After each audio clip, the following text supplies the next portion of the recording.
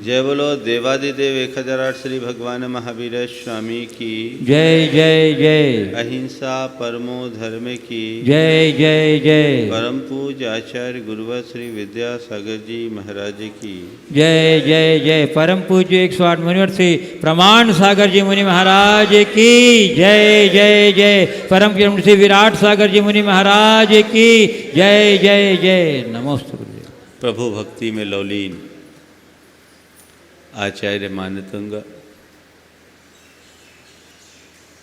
कहते हैं कि भगवान जिसने आपका आश्रय लिया वो तर गया। आश्रय आश्रय का अंतर होता है। जल की बूंद अगर कमल के पत्ते का आश्रय पा लेती है तो उसमें मोती जैसी आभा प्रकट हो जाती है, लेकिन वही पानी की बूंद यदि गर्म तवे पर पड़ जाए तो भस्म हो जाती है। भगवान आपका प्रताप ही कुछ ऐसा है जो एक साधारण से प्राणी को भी असाधारण बना देते हैं। कमल के पत्ते का आश्रय पाकर सामान्य सा पानी मोती का रूप पाले, ये कोई साधारण बात नहीं है। और ये सारी महिमा कमल के पत्ते की है। हम सामान्य प्राणी आपका आश्रय पाकर असाधारण स्थिति को प्राप्त कर लेते हैं। आपका जिसने भी आश्रय लिया, आपका जिसने भी संसर्ग किया, आपकी शरण और सन्निधि में जो भी आया वो तर गया। अब आगे कहते हैं, प्रभु अभी तो आपके संपर्क में आने वाले को आपने सुशोभित किया, विलसित किया, लेकिन अब जब हम और गहराई में बढ़कर देखते हैं तो पाते हैं कि आपकी स्तुति करने की बात तो बहुत दूर की, आपका नामस्मरण भी संसारी प्राणियों के पाप को विनष्ट कर देता है। नाम मात्र लेने से पाप कट जाते हैं। इसी भाव भूमिका के साथ आज का ये 9वां छंद, आस्ताम तवस्तवन मस्त समस्त दोषम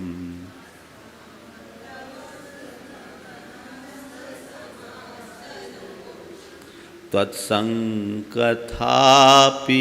जगतां दुरितानि हन्ति।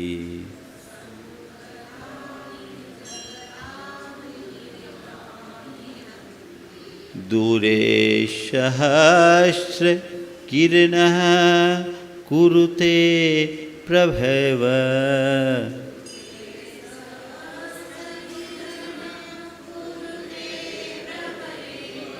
पद्माकरेषु जलजानि विकास भांजी।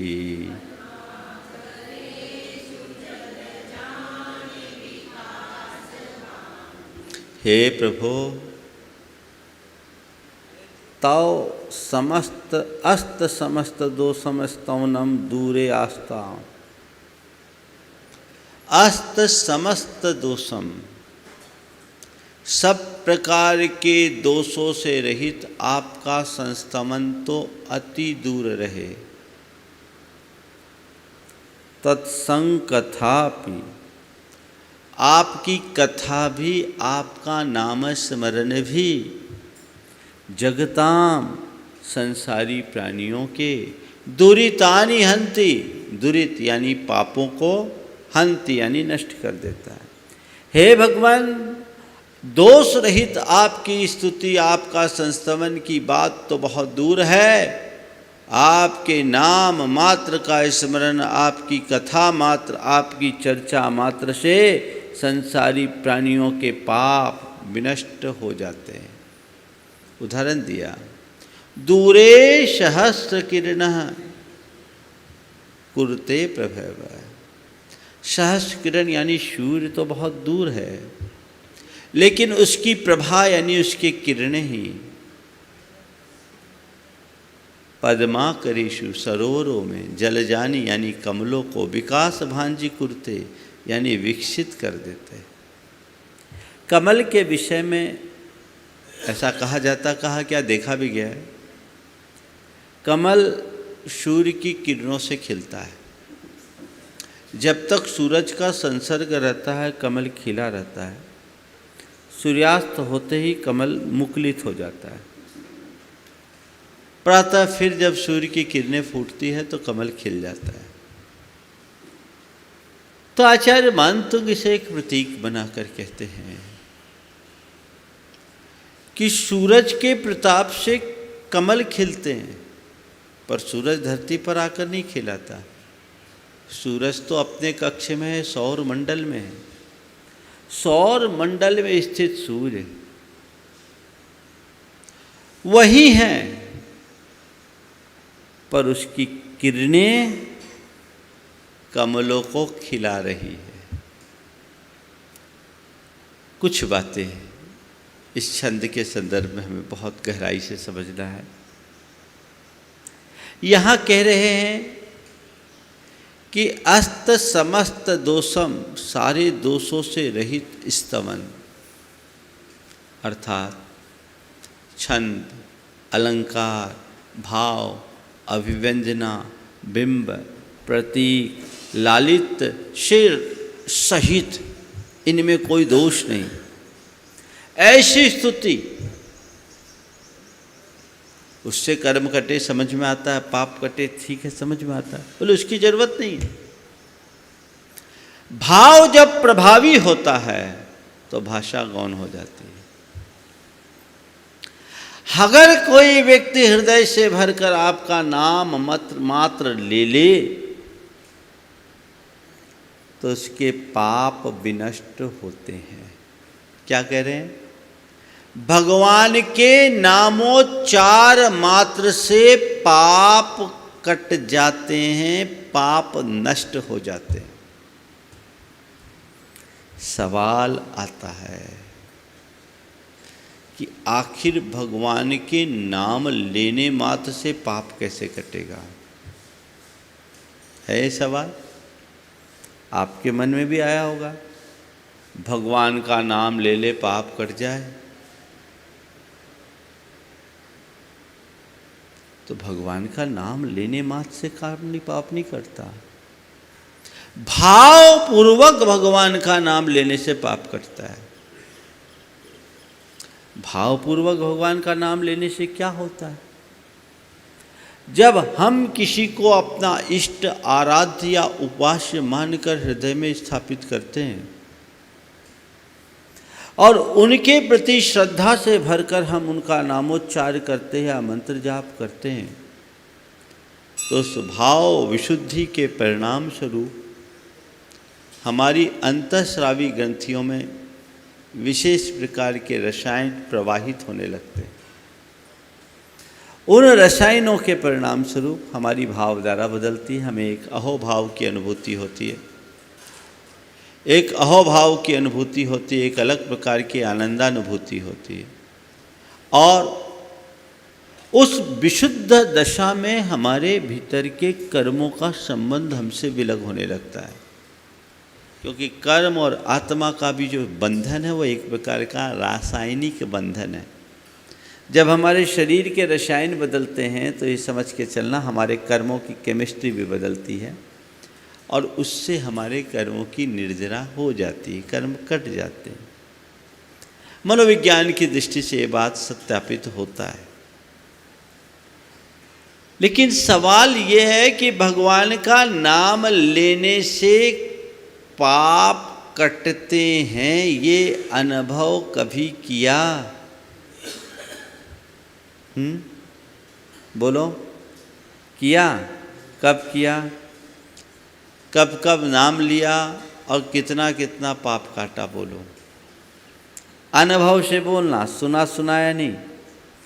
भगवान का नाम लेने से पाप कटते हैं? हाँ, अनुभव बताओ, अपना अनुभव बता दो। ये तो पक्का आप सबने सुन रखा है कि भगवान का नाम लेने से पाप कटते हैं। अभी तुम में से पूछूंगा कि एक भी अनुभव बताओ कि भगवान का नाम लिया अब पाप कट गया।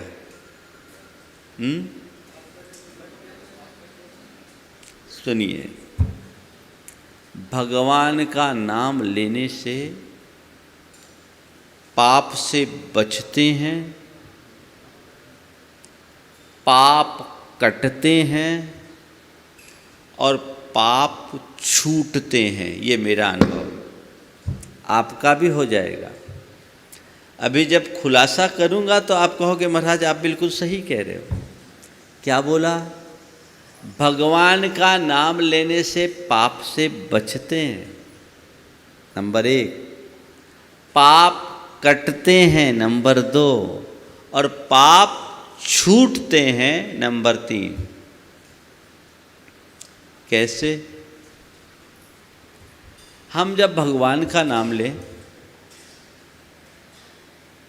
उतनी देर तक, जितनी देर भगवान का नाम लेंगे उतनी देर हम कोई दुनियादारी की, गोरख धंधे की, मौज मस्ती की, भोग विलास की और कोई बातें कर पाएंगे?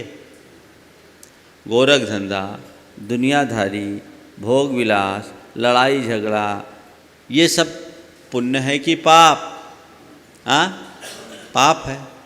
तो जितनी देर तक आपने भगवान का नाम लिया उतनी देर तक इन पापों से आप बचे कि नहीं बचे? दुनियादारी से दूर हुए कि नहीं हुए? हुए।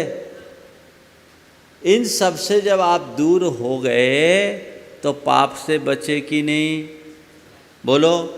अब कहें कि भगवान का नाम लेने वाला पाप से बच जाता है तो कोई गलत बात है क्या? ये अनुभव सत्य है कि नहीं? 100%।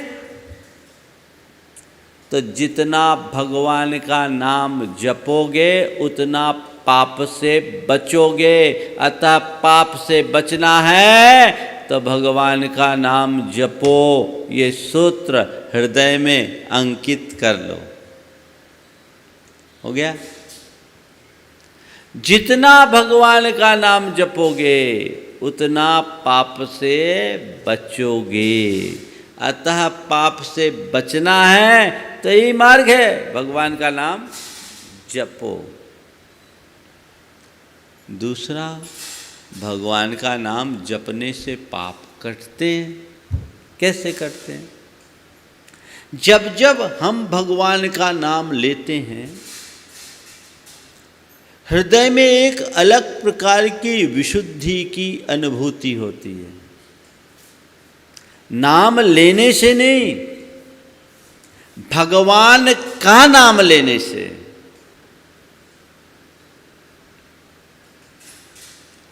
आप किसी व्यक्ति का नाम भी महावीर हो और महावीर भगवान का भी नाम लेना हो, अगर तुम्हारा बेटा, तुम्हारा पति, तुम्हारा पिता या तुम्हारा भाई कोई महावीर हो, उसको महावीर कह के बुलाओगे, उसका नाम लोगे और भगवान महावीर का नाम लोगे तो क्या एक सी भाव दशा होती है? हाँ, क्या अंतर रहता है? महावीर महावीर दोनों हैं, लेकिन भावों में क्यों अंतर है?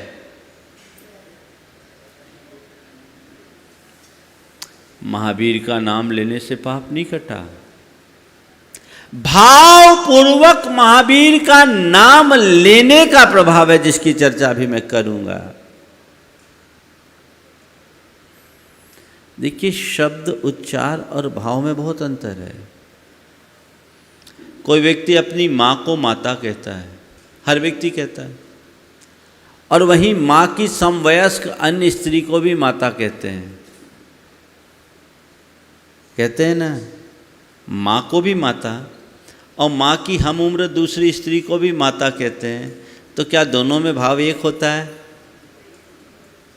एक होता है। अरे माता कहना ठीक है, लेकिन दोनों में जो माँ के प्रति श्रद्धा और सम्मान है वो माँ के समवयस्क दूसरी स्त्री में नहीं होगा। इसी प्रकार जब हम भगवान का नाम लेते हुए भगवान महावीर की बात करते हैं तो नामधारी अन्य महावीर की बात उसमें समाहित नहीं होती। मुख से महावीर उच्चरित होना मात्र पर्याप्त नहीं है, श्रद्धा से अभिभूत जब शब्द प्रकट होते हैं तो वो हमारे कर्म को काटने में समर्थ बन जाते हैं। तो जब जब हम भगवान का नाम लेते हैं उस घड़ी हमारे मुख से केवल शब्द नहीं निकलते, उससे हमारे उसके साथ श्रद्धा की निर्झरनी बहती है, भावनाओं का स्रोत जुड़ता है। वो भावना हमारे हृदय में एक अलग प्रकार के अहम भाव को विकसित करती है, और जितना जितना अहोभाव बढ़ता है, अहोभाव को विकसित करती है। जितना जितना अहोभाव विकसित होता है हमारे अंदर का अहम भाव विगलित होने लगता है, अहम भाव गलता है। अहम भाव का गलना, अहम भाव पाप है, पाप का गलना ही पाप का कटना है। तो भगवान को का नाम लेने से अहोभाव बढ़ेगा, अहम भाव घटेगा। अहम भाव घटा तो पाप कटा कि नहीं? बोलो। तो तुम्हें पाप काटने का मंत्र हमने दे दिया, क्या? भगवान का नाम लो, जी भर के नाम लो, भावों से भरकर नाम लो, पाप कट जाएंगे। तब भगवान का नाम लेने से पाप से बच गए। भगवान का नाम लेने से पाप कटते हैं। और तीसरी बात, भगवान का नाम लेने से पाप छूटते हैं। भगवान का नाम ऐसे नहीं लिया जाता, जब तक हृदय में भक्ति का भाव न हो तब तक भगवान का नाम नहीं निकलेगा। हृदय में भक्ति होने पर ही भगवान निकलते हैं, नहीं तो अच्छे अच्छे के मुख से भगवान का नाम नहीं निकलता। लोग कह रहे भगवान का नाम लो, पाप काटना सरल है, बहुत अच्छा है, भगवान का नाम ले लो। अच्छे अच्छे को भगवान का नाम नहीं लिया जाता। गुरुदेव मड़िया जी में थे, 1988 की बात है, सामने ही मेडिकल कॉलेज है। एक सज्जन थे, बीमार थे, डॉक्टरों ने जवाब दे दिया। तो लोगों ने सोचा आप चलो गुरुदेव का आशीर्वाद दिला दे। उस परिवार में कुछ व्रती बहनें भी थी। आशीर्वाद दिलाने गुरुदेव के पास लाए तो गुरुदेव ने, होश में थे पूरे, गुरुदेव ने बोला भैया अरहंत सिद्ध कहो, अरहंत सिद्ध कहो। उस आदमी ने जोर से चिल्लाकर कहा बोला नहीं जाता, इससे भी ज़्यादा लाउड था। आचार्य महाराज ने कहा देखो इसको बोलते हैं भवितव्य। बोला नहीं जाता ये चिल्ला के कह रहा है, पर मुख से अरहंत सिद्ध नहीं निकल पा रहा है। ठीक, गुरुदेव को जो संबोध दिया, समझ लिया कि इसका होनहार खराब है। 2 घंटे बाद उस आदमी के प्राण निकल गए। जिसका भवितव्य खराब होगा वो कभी प्रभु को भज नहीं सकेगा। भगवान का नाम तब होता है जब हृदय में भक्ति है और श्रद्धा है, और जिसके हृदय में भक्ति और श्रद्धा होती है उसके अंदर विरक्ति का भाव भी रहता है, क्योंकि भक्ति में विरक्ति का बीज छिपा होता है। तुम्हारे हृदय में भगवान के प्रति भक्ति होगी, विरक्ति के संस्कार उभरेंगे, विरक्ति का भाव पनपेगा, और ज्यों ज्यों विरक्ति का भाव बढ़ेगा त्यों तो तुम पापों को छोड़ोगे। आसक्ति से पाप बढ़ता है और विरक्ति से पाप छूटता है। जितनी जितनी विरक्ति बढ़ेगी उतना उतना पाप छूटेगा। यानी तुम पापों को त्यागोगे, और वो विरक्ति कैसे आएगी? भक्ति से, तो भगवान का नाम लोगे तो पाप छूटेगा कि नहीं छूटेगा? तो भगवान का नाम लेने से पाप छूटता है। ये उक्ति समझ में आ रही? भगवान का नाम लेने से पाप छूटता है। तो पाप से बचने के लिए, पाप काटने के लिए और पाप छोड़ने के लिए या पाप से छूटने के लिए क्या करो? भगवान का नाम लो। पर बड़ा कठिन है, सबका नाम लेना सरल है, भगवान का नाम लेना कठिन है, बहुत कठिन है। अच्छे अच्छे लोगों के साथ भगवान का नाम नहीं लिया जाता। आपसे कहो कि भैया कुछ करना है तो भगवान का कम से कम एक माला ही जपा करो, अरे महाराज अभी वो नहीं होता, आप कुछ और करो। ये मनुष्य की बड़ी कमजोरी है। अगर हृदय में भक्ति होगी तो हर पल भगवान का नाम लेने को राजी होगा और लेगा। अब भक्ति नहीं तो उसे भगवान का नाम ही नहीं सुहाएगा। एक बार ऐसा हुआ, एक बड़े परोपकारी संत थे, अपने घोड़े पे सवार होकर कहीं जा रहे थे। रास्ते में एक राहगीर मिला और उसने कहा कि यदि मुझे अमुक गांव तक जाना है, आप थोड़ा साथ दे दो तो बहुत अच्छा रहेगा। संत ने उसकी बात को स्वीकार लिया और अपने घोड़े पर बिठा दिया। दोनों साथ साथ चले। रास्ते में बातचीत में उस राहगीर ने बोला, महाराज आप तो साधु महाराज हो, इस घोड़े से आपको क्या लेना देना?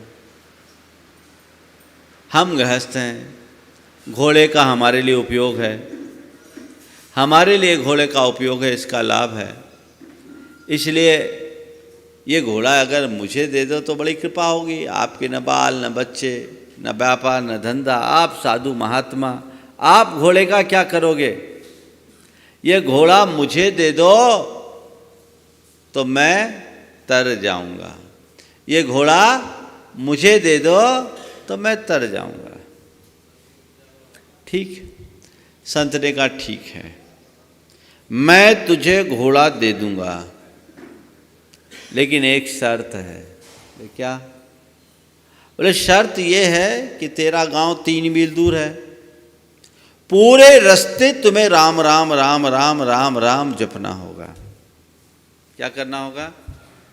पूरे रास्ते केवल राम राम राम राम जपना होगा, और एक बार भी राम राम छूटा तो मैं घोड़ा नहीं दूंगा। अब क्या था? बोला अच्छा पटा लिया, 3 मील की बात है, इस घोड़े को तो 10-12 मिनट लगेंगे, और 10-12 मिनट में राम राम बोल करके यदि मैं घोड़ा पालूं तो इससे अच्छी बात क्या होगी? घोड़ा अपनी गति से चल रहा था, उसका मन उससे तेज गति से चलने लगा। उसने सोचा, इसने कहा है घोड़ा तो दूंगा, पर लगाम की कोई बात नहीं हुई, लगाम देगा कि नहीं? घोड़ा देने की बोला है, लगाम देगा कि नहीं? घोड़ा देने की कहा है, लगाम देगा कि नहीं? राम राम राम राम राम राम राम राम चल रहा है, लगाम देगा कि नहीं? राम राम राम राम लगाम देगा कि नहीं? राम राम राम राम। अब दिमाग में ये फितूर, घोड़ा देगा लगाम देगा कि नहीं, घोड़ा देगा लगाम की देगा कि नहीं, घोड़ा देगा लगाम देगा कि नहीं, अंदर राम राम राम राम मुंह से तो चल रहा है। उसने कहा हद हो गई, पूछ ही लेते हैं ना, घोड़ा दोगे लगाम दोगे कि नहीं? और इसी प्रेरणा से उसने पूछा कि महाराज आप घोड़ा तो दोगे, लगाम दोगे कि नहीं? महाराज आप घोड़ा तो दोगे, लगाम दोगे कि नहीं? संत ने कहा बच्चू अब न घोड़ा मिलेगा न लगाम। क्यों? तूने राम का नाम भूल गया। शर्त क्या थी? पूरे रास्ते तुझे क्या करना है? राम राम राम राम जपना है। अपने मन से पूछो। ये कहानी हम सब की है। बड़ी मुश्किल से भगवान का नाम जपते हो, और जिस समय भगवान का नाम जपने बैठते हो उसी समय सारी दुनिया की बातें दिमाग में घूमती है। होती है कि नहीं? लोग बोलते हैं महाराज बाकी टाइम तो ठीक है, माला फेरते समय दिमाग में इधर उधर की बातें आती। अरे भैया, बाकी समय तो आप अपने मन को कहीं न कहीं लगाए रखते हो। माला जपते समय मन खाली होता है तो इधर उधर भाग जाता है। हमारा पुरुषार्थ इसी में है कि माला गिनने को एक केवल धार्मिक कर्म न माने, अपितु उसे अपने पाप काटने का अमोघ अस्त्र मान करके स्वीकार करे। भावपूर्वक माला जपे तो देखो कैसा अचिंत्य प्रभाव होता है। बेड़ा पार हो जाए, आत्मा का उद्धार हो जाए, जीवन की दिशा और दशा सब परिवर्तित हो जाए। ये होना चाहिए। लेकिन अच्छे अच्छे लोगों से नाम नहीं लिया जाता। एक आदमी मरणासन था। उस मरणासन स्थिति में बहुत देर बाद उसको होश आया, तो उसके बेटे ने कहा, पिताजी आपका अंतिम समय है, आप भगवान का नाम लो, भगवान का नाम लो। साहूकार था, ब्याज बट्टे का काम था। जैसे ही बेटे ने कहा भगवान का नाम लो, तो उसने कहा अच्छा याद दिलाया बेटा, भगवान दास पंडित ने 40,000 रुपये उठा रखे, 6 महीने से ब्याज नहीं दी। उसने कहा हद हो गई, नाम लेने के लिए बोल रहा हूँ भगवान का, ऐसे भगवान दास पंडित याद आ रहे हैं। ले चलो ठीक है, सीधे सीधे भगवान का नाम बोलते हैं। उसने कहा ठीक है, वो तो सब हो जाएगा, वो तो सब हो जाएगा, आप तो राम राम जपो, आप तो राम राम जपो। ओम। उसने बोला ठीक है, जो हुआ सो हुआ, आप तो राम राम जपो। उसने कहा ठीक कहते राम प्रसाद चौधरी ने भी साल भर से कोई ब्याज नहीं दिया। अब बताओ ऐसों का क्या होगा? भगवान का नाम लेने पर जिसे भगवान दास पंडित याद आए, और राम का नाम कहने पर राम प्रसाद चौधरी का ख्याल आए, उसका क्या होगा?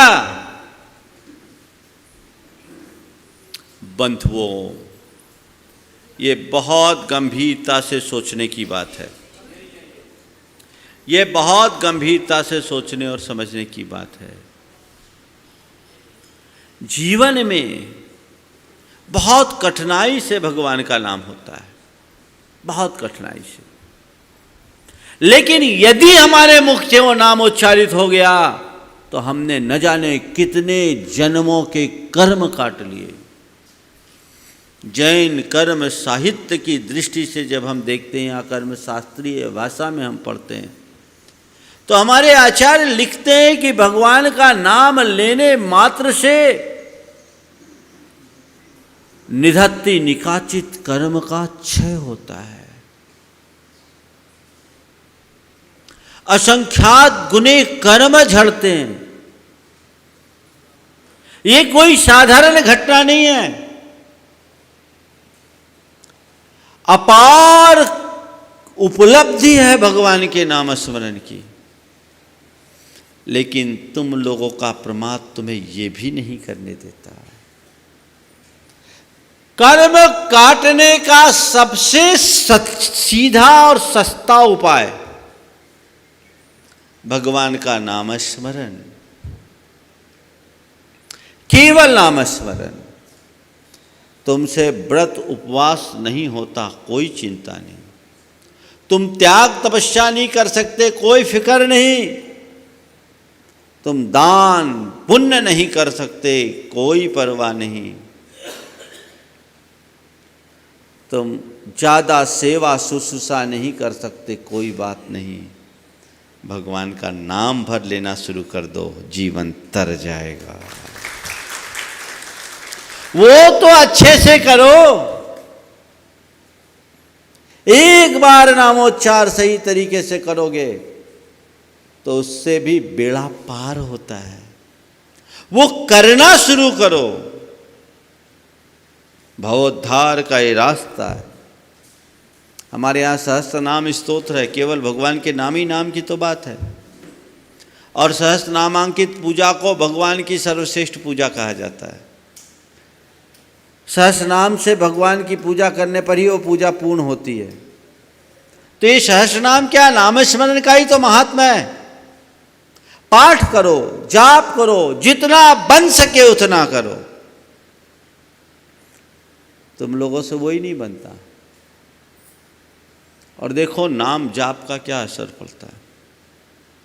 सन 2006 की बात है, हम लोग समेत शिखर जी में थे, परिक्रमा के लिए निकले। आरिका पूर्णमति भी थी, 3000 लोग परिक्रमा के लिए निकले। उस समय परिक्रमा आज जैसा आसान नहीं था, शुरुआत ही थी, मतलब बहुत कम लोग परिक्रमा करते थे। तो हमारे निकल जाने के 1 घंटे बाद 2 बूढ़ी महिलाएं निकली। मुझे मालूम पड़ा, तब तक हम बीच में एक पहाड़ी पड़ती उस तक पहुंच गए थे। मालूम पड़ा तो पीछे एक टीम चल रही थी, उनने कह रखा था कि अब इससे लेट होने वाले को रात में अंधेरा हो जाएगा, नहीं आना। पर वह दोनों बूढ़ी माँ मानी नहीं, रायपुर की थी, वो आ गई। हम लोग तो परिक्रमा करके रात्रि विश्राम के लिए निमिया घाट आ गए, वहीं था कार्यक्रम। उस समय वहाँ 18 हाथियों का दल था उस जंगल में, और वो हाथी उधर ही विचर रहे थे।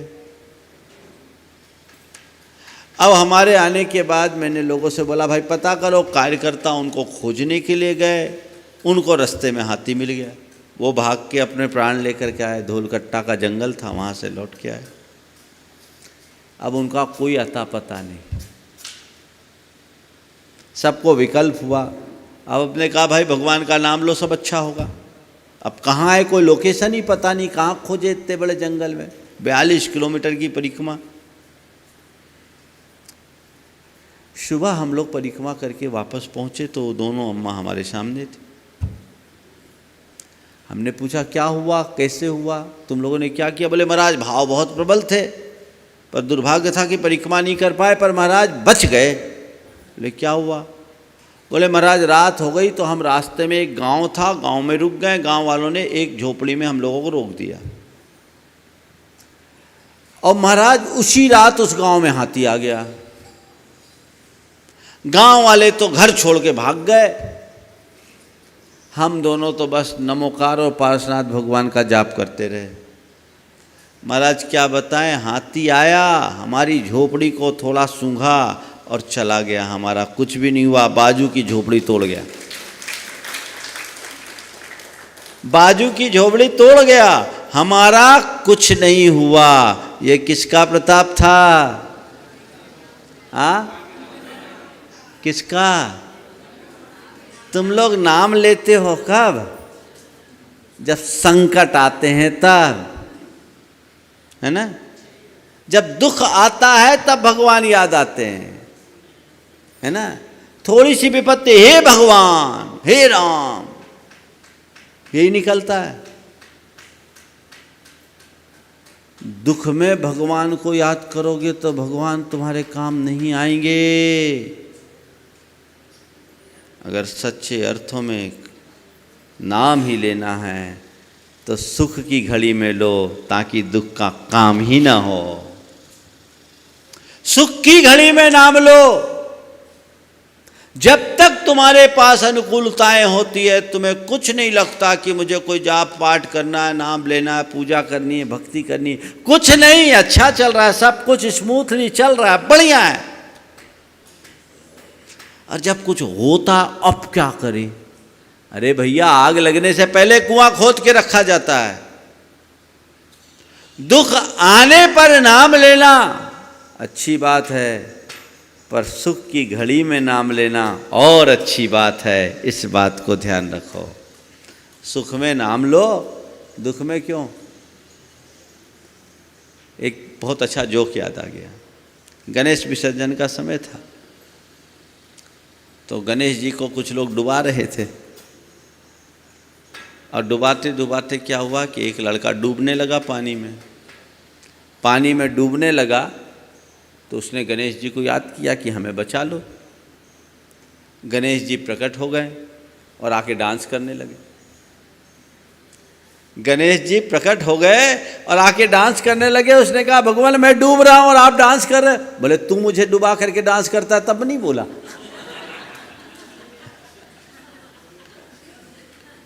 ये एक जोक है, लेकिन बात केवल इतनी है कि तुम्हें भगवान का ख्याल तभी आता है जब विपत्ति है। सुख की घड़ी में भगवान का नाम लो तो जीवन धन्य होगा। आगे बढ़े तो नाम स्मरण तत्संख थापि जगताम दुरितानि हंति।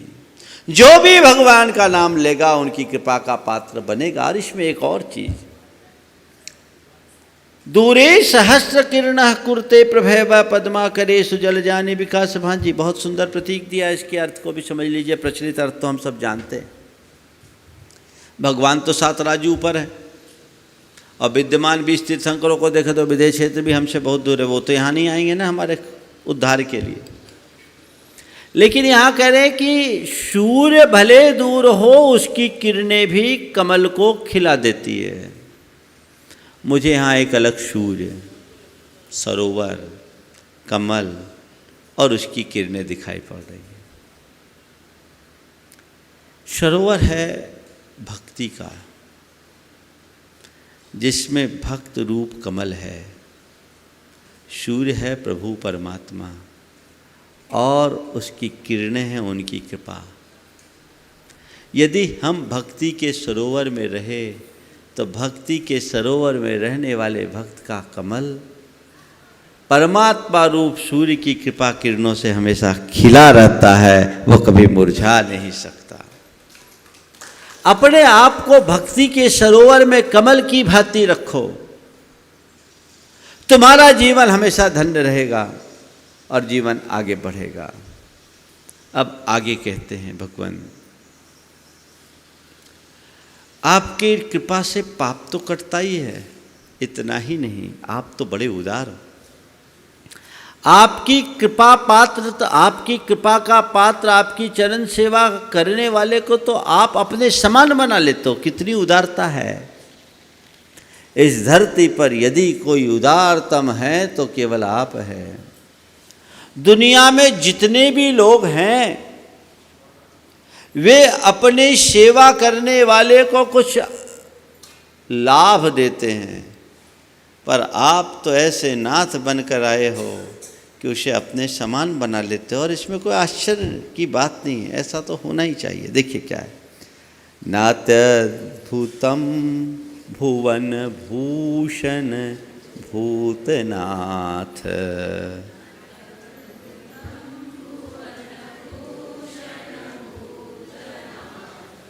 भूतैर्गुणैर्भुवि भवन्तमभीष्टुवन्तः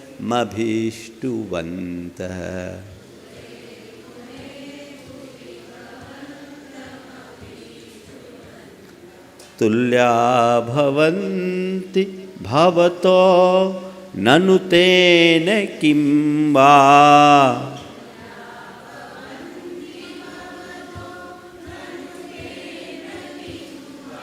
भूत्याश्रितं य इह नात्म समं करोति।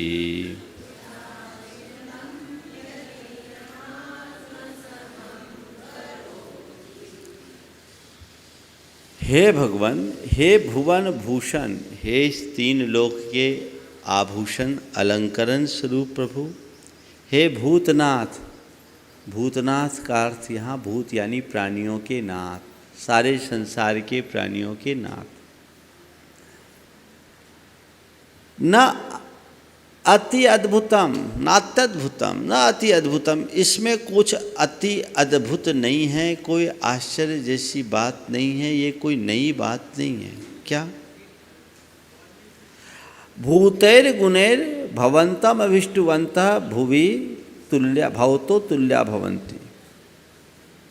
आपके भूतैर यानी विद्यमान, गुणे गुणों के द्वारा, आपकी अभिष्टवंत यानी स्तुति करने वाले, आपके विद्यमान गुणों के द्वारा इस धरती पर आपकी स्तुति करने वाले यदि आपके समतुल्य हो जाते हैं तो कोई आश्चर्यजनक बात नहीं है। ननु तेन किम वा, अरे उससे क्या, ये कोई बड़ी बात नहीं है। ना होना बड़ी बात है, ऐसा होने में आश्चर्य नहीं होने में आश्चर्य है। क्यों? अरे लोक में भी तो भूत्या श्रितम यही नात्मसमम करोति, ना आत्मसमम न करोति, आत्मसमम न करोति। अरे लोक में भी तो कोई किसी के आश्रित होता है तो वो उसको थोड़ी मदद देकर आपके समापनान बना देता है। आपने बना दिया तो क्या हो गया? ये व्याजोक्ति अलंकार है और इसमें जैन दर्शन की बहुत गहरी बात प्रकट होती है। जैन दर्शन में एक बात कही गई है, अप्पा सो परमप्पा, आत्मा ही परमात्मा है। दुनिया में भगवान की भक्ति करने की बात की जाती है, भक्त बनने की बात की जाती है। यहाँ भक्ति करते तो भक्ति का प्रयोजन केवल भक्त बनने का नहीं है, भगवत भक्ति का प्रयोजन अपने भीतर की भगवत्ता को उद्घाटित करने की है। भगवान आपकी भक्ति करने वाला भक्त बनकर भगवत्ता को प्रकट कर लेता है, आपके समान बन जाता है। हमने सुना है पारस मणि के संसर्ग से लोहा सोना बन जाता है, पर आप ऐसे पारस मणि हो जो अपने संपर्क में आने वाले को पारस मणि बना देते हो। पारस मणि तो केवल लोहे को सोना बनाता है, पर ऐसा पारस मणि इस दुनिया में और कोई नहीं जैसे आप हो, जो सामने वाले को पूरा पारस मणि बना देते हो। ये आश्चर्य है। भक्तामर के संदर्भ में कई आश्चर्य देखने को मिलते हैं। पहला आश्चर्य, राजा भोज जैसा साधारण राजा मानतुंग आचार्य जैसे महान योगी को बंदी बनाता है। दूसरा आश्चर्य, बंदी बनाए जाने के बाद भी मानतुंग उसकी कोई परवाह नहीं करते। तीसरा आश्चर्य, उस बंदी होने की घटना में भी मानतुंग के मुख से भक्तामर के स्रोत फूटते हैं। चौथा आश्चर्य कि इस बिना प्रयास के मानतुंग के भक्ति से बेड़ियां टूट जाती है। ये आश्चर्य है ना। और यहाँ कह रहे इन आश्चर्यों से भी बड़ा आश्चर्य, जो आपका गुणगान करता है, जो आपका स्तवन करता है, आप उसे अपने समान बना लेते हो। इसमें कोई आश्चर्य जैसी बात नहीं, क्योंकि ये होना ही है। ध्यान रखना, भगवान बना नहीं जाता, भगवान हुआ जाता है। भगवान तो हम है, पर भटके हुए, हमें उसकी पहचान नहीं। जिस पल हमारे अंदर की बुराइयां और विकार नष्ट होंगे, हम खुद भगवान हो जाएंगे। और जो जो हम प्रभु भक्ति में लीन होंगे, अंदर की बुराई और विकार अपने आप नष्ट होंगे। बुराइयों और विकार के नष्ट होते ही हमारे भीतर की भगवत्ता अपने आप प्रकट हो जाएगी। उसके लिए कुछ कहने और करने की आवश्यकता नहीं होगी।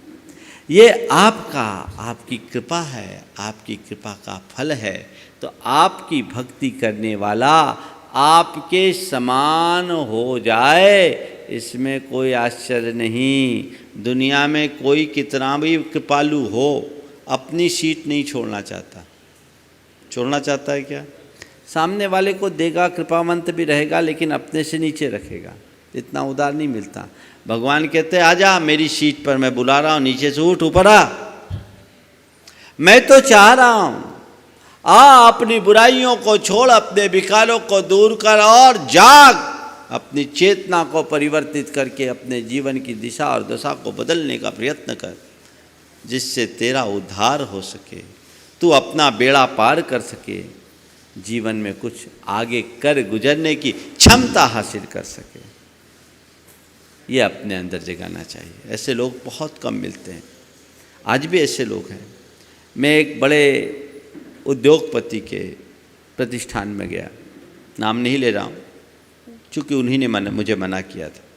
वहाँ रुका था तो उनके सारे ऑफिस के स्टाफ से लेकर नीचे के कर्मचारी तक सब आए, सबको आशीर्वाद दिलाया। बोला महाराज इन सबको आशीर्वाद दीजिए, थोड़ा आशीर्वचन भी दिलाया। आशीर्वाद दिलाने के बाद मैंने उनसे ऐसे ही पूछा, आप अपने इन कर्मचारियों के विषय में क्या सोचते हो? आप अपने इन कर्मचारियों के विषय में क्या सोचते हो? उन्होंने छूटते ही कहा, महाराज इन सबको आप ऐसा आशीर्वाद दो कि ये सब मेरे समान बन जाए। इन्हें ऐसा आशीर्वाद दो कि ये सब मेरे समान बन जाए। है ऐसी उदारता बहुत कम लोगों को मिलती। ये उदारता अपने भीतर विकसित होनी चाहिए, और ऐसी उदारता विकसित हो गई तो हमारा बेड़ा पार हो गया। तो हे भगवान, आपकी स्तुति करने वाला अगर आपके समान बन जाता है तो इसमें कोई आश्चर्यजनक बात नहीं है। आप जैसे बनने में आश्चर्य नहीं, न बन पाना आश्चर्य का विषय है। और भाई ये तो होना ही है। आप लोग पूजा में बोलते हैं ना, अपनों विरद निहार के कीजे आप समान, या यों विरद आप निहार स्वामी, मेटो जामन मरण जी। ठीक है। अब ये और एक बोलते अपनों विरद निहारो, मेरो अवगुण न चितारो। ये 3 जगह विरुद्ध और या विरद शब्द का प्रयोग होता है। विरद या विरुद्ध क्या है? विरद या विरुद्ध का मतलब होता है गुडविल, प्रतिष्ठा, साख, पहचान। भगवान आपकी जगत में ये प्रसिद्धि है, जो आता है आप उसको पार लगा देते हो, उसका उद्धार कर देते हो। मैं तो यही सुनकर आप तक आया हूं। अब मैं जो हूं सो हूं, मैं तो पापी हूं, दुष्ट हूं, दुरात्मा हूं, मेरा क्या? मैं जो हूं सो हूं, मेरा तो कुछ बिगड़ने वाला नहीं है। आप ही अपना देख लो।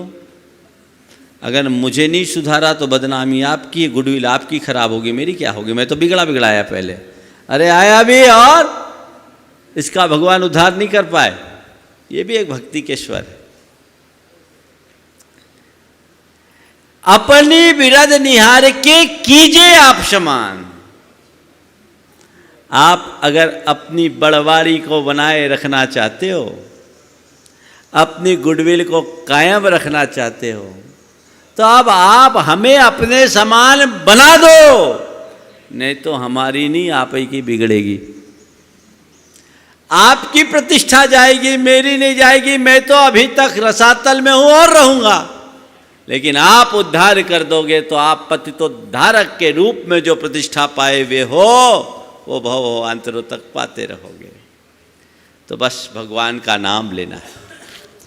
ये 4 छंद 7, 8, 9, 10 चारों छंदों को थोड़ा देखो।